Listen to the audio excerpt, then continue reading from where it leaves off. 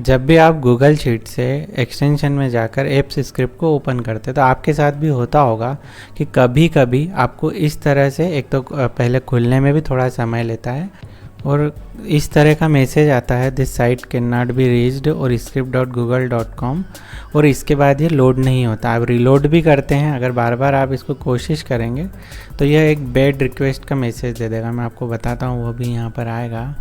अगर मैं इसे बंद करूं और फिर से कोशिश करूं ओपन करने की तो ये फिर से जाएगा, थोड़ा सा ये समय लेता है और इस तरह से मैसेज आता है और इसके बाद ये जो मैसेज है कन्वर्ट हो जाता है बैड रिक्वेस्ट एरर 400 पे। यदि आपको इस तरह की कोई एरर आ रही है तो उसके लिए आपको क्या करना होता है वो मैं आपको इस वीडियो में बताऊंगा।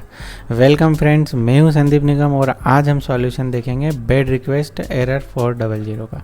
तो पहले मैं आपको बताता हूं कि ये एरर क्यों आती है। तो इसका कारण ये होता है कि यदि आप यहाँ पर मेरे इसमें देखेंगे तो जो मेरा यह वाला पेज है, जो है मेरी शीट है, यह किस यूज़र से बनी है, मान लीजिए ए नाम के यूज़र से बनी हुई है, लेकिन मेरा जो ब्राउज़र है वह कोई दूसरे यूज़र यानी दूसरी मेल आईडी से लॉगिन है। तो जब भी कभी इस तरह का कोई केस बनता है तो आपको इस तरह की बैड रिक्वेस्ट एरर आ सकती है।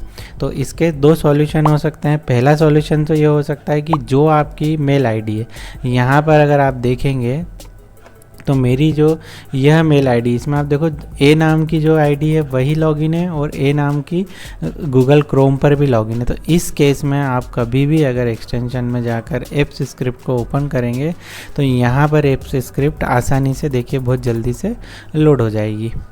और दूसरा तरीका ये होता है कि आप इनकॉग्निटो मोड में ओपन करें और यहाँ पर शुरू से लॉगिन करके जो भी आपकी मेल आईडी से लॉगिन करें और गूगल शीट ओपन करके आप एप्स स्क्रिप्ट ओपन कर लें। तो जब ऐसा करेंगे तो आसानी से एप्स स्क्रिप्ट ओपन हो जाएगी। तो आशा है मुझे आपको अगर बैड रिक्वेस्ट वाली 400 एरर आती है तो उसका सॉल्यूशन किस तरह से किया जाता है वो बहुत अच्छे से समझ में आ गया होगा। इस वीडियो से रिलेटेड कोई क्वेरी हो तो आप निसंकोच कमेंट कर सकते हैं। यह वीडियो कैसा लगा बताना ना भूलें। मिलते हैं नेक्स्ट वीडियो में। Thanks for watching.